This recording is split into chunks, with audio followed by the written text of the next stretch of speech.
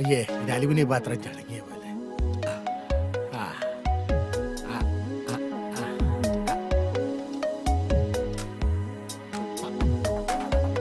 ആ. ഇതേതാടാ നല്ലോ ഇതാരാടോ? നോക്കട്ടെ. ആ, ഇത് ഇവളാണ് പാപ്പച്ചായ, അംബിക. ആഹാ. ഞാൻ വിചാരിച്ചതിനെ തന്നെ പാപ്പച്ചായ സെലക്ട് ചെയ്തു. ഇവളുടെ ഭർത്താവൻ ഗൾഫിലാ. ആഹാ.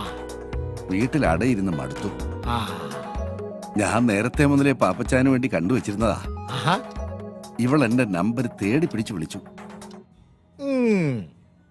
എന്ന് പറഞ്ഞ ഓൾ കേരള ഡിസ്ട്രിബ്യൂട്ടർ താനല്ലേ? പലതിന്റെ റിലീസ് താൻ വഴിയല്ലേ? പക്ഷേ പാപ്പച്ചായന് വേണ്ടി ആലോചിക്കുമ്പോഴാണ് ഞാൻ കുഴയുന്നത്. അതെന്നാടോ?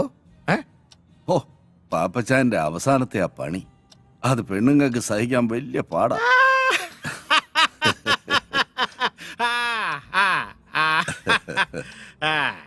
ഒരുമാതിരി അവളുമാര് സഹിക്കുകയല്ല. അതിനെയല്ല അവളുമാര് പരിഭവം പറയും.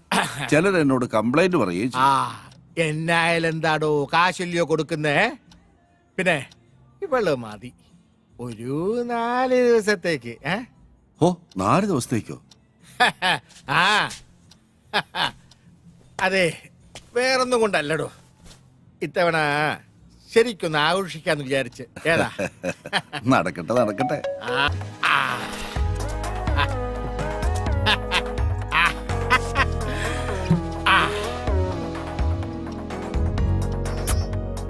ഓ എടി അമ്പി, ഈ പോരെ, വാ ഇതേലൊരെണ്ണം പിടിപ്പീരേ. എനിക്ക് വേണ്ട പാപ്പച്ചായ. വാടി.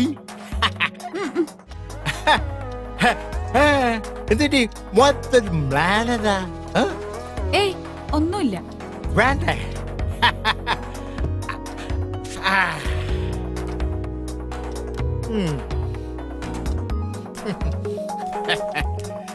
പാപ്പച്ചായൻ എന്നെ എന്നാ വിളിച്ചേ?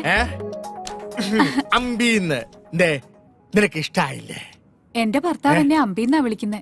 അതെന്നാടി പെണ്ണെ, നിന്റെ ഭർത്താവിന് മാത്രം ആ പേര് അങ്ങോട്ട് എഴുതി തന്നിരിക്കുകയായിരുന്നു. അരുത്, അദ്ദേഹത്തെ വെറുതെ വിട്ടേക്കാം. വിട്ട് വിട്ട്. അതും ഇതും എന്റെ സ്വകാര്യതയാ. അതൊക്കെ പോട്ടെ. നിന്റെ ഈ ഭർത്താവ് ഗൾഫിൽ പോയിട്ട് എത്ര ആളായി? 3 വർഷം. ശ്രീധരൻ ചേട്ടൻ നിർബന്ധിച്ചപ്പോ ഞാൻ തെറ്റി ശരി നോക്കിയില്ല. ഇത്രയും നാള് മനസ്സിൽ വെച്ചിരുന്നത് ശമിപ്പിക്കണം, അത്രേ ഉദ്ദേശിച്ചുള്ളൂ. അത് പിന്നെ 4 ദിവസം നിന്നേ പറ്റൂ. എല്ലാം ഭദ്രമായിരിക്കുമെന്ന് ശ്രീധരൻ ചേട്ടൻ എന്നോട് പറഞ്ഞപ്പോ ചില ദിവസങ്ങളിൽ മടുപ്പ് അനുഭവിക്കുമ്പോ എന്റെ കൂട്ടുകാരിയുടെ വീട്ടിൽ പോയി നിൽക്കാറുണ്ട്. അങ്ങനെ ഒരു കള്ള എന്റെ ഭർത്താവിന്റെ അമ്മയോട് പറഞ്ഞു.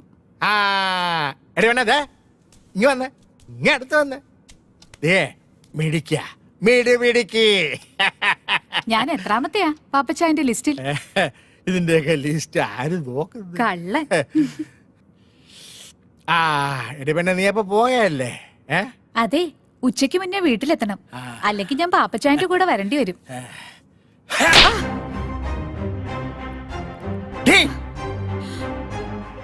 ഇനി ആരുടെയും കൂടെ പോകരുത്. പക്ഷേ ഞാൻ വിളിക്കുമ്പോ വന്നേക്കണം.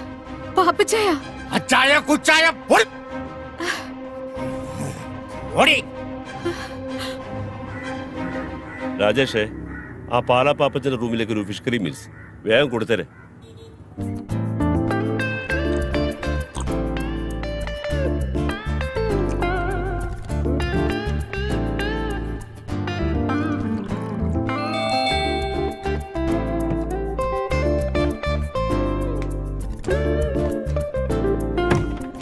ആ ചേട്ടനാ, വാ ഓരോന്നൊഴിക്കട്ടെ.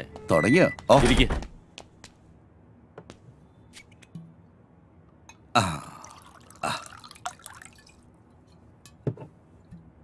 ഞാൻ ശ്രീധരേട്ടനോടൊരു കാര്യം ചോദിച്ചോട്ടെ? പല പ്രാവശ്യം ചോദിക്കണമെന്ന് തോന്നിയിട്ടുള്ളതാ. ചോദിച്ചോ. ഈ കൂട്ടിക്കൊടുക്കുന്നതില് എന്തെങ്കിലും കുറ്റബോധമുണ്ടോ?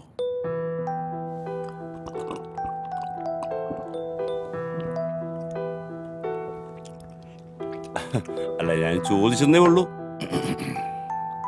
ഇല്ല, ഒരു കുറ്റബോധവും ഇല്ല. ജീവിക്കണം, കൂടെയുള്ളവരെ ജീവിപ്പിക്കണം. എന്റെ മോടെ പഠിപ്പ് മുടങ്ങരുത്. അങ്ങനെ ചിന്തിച്ചാൽ എവിടാ കുറ്റബോധം?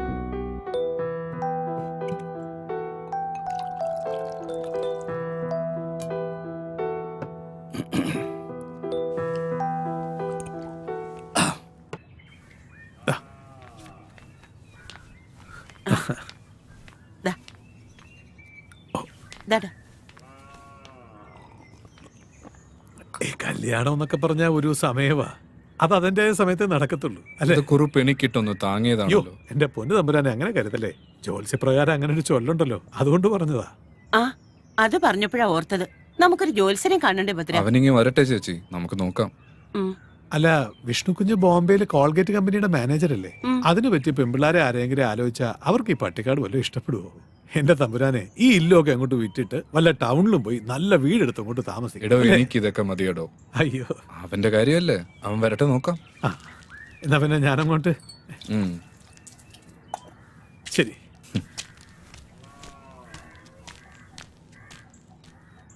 പാവം, ഇവിടുന്ന് കിട്ടുന്നതുകൊണ്ടാ അയാളുടെ കുടുംബം കഴിയുന്നത്. ചേച്ചി ഒന്നും കൊണ്ട് വിഷമിക്കണ്ട, അവൻ അറിയിക്കണതിലും കൂടുതൽ ഞാൻ കൊടുക്കുന്നുണ്ട്. അതല്ലേ അവൻ നോക്കിയും കണ്ടുമൊക്കെ ഇവിടെ നിൽക്കുന്നത്.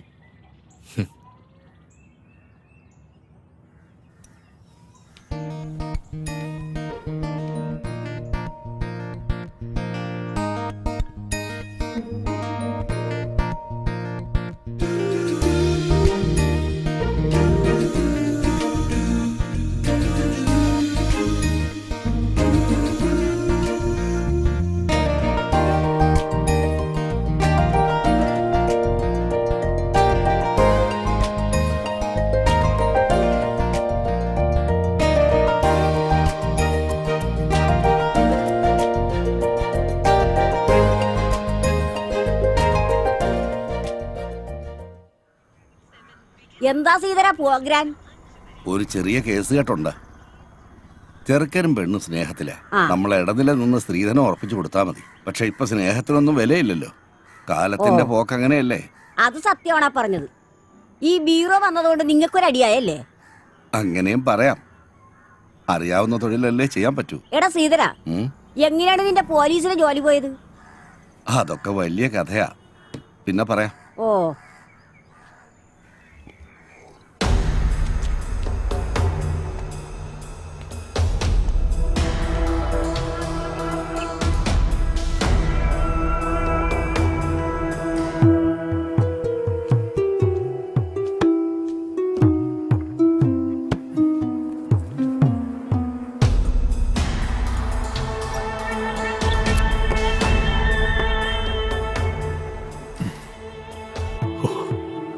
എന്റെ ഭഗവാനെ, ഈ ഇല്ലത്തിന് പുറകിലുള്ള ഈ നിലവറയും ഈ കടലുമാണ് എന്റെ ഐശ്വര്യം. കാത്തോളേ, ഒട്ടയൊന്നുമില്ലല്ലോ. കാത്തോളനെ ഭഗവാൻ.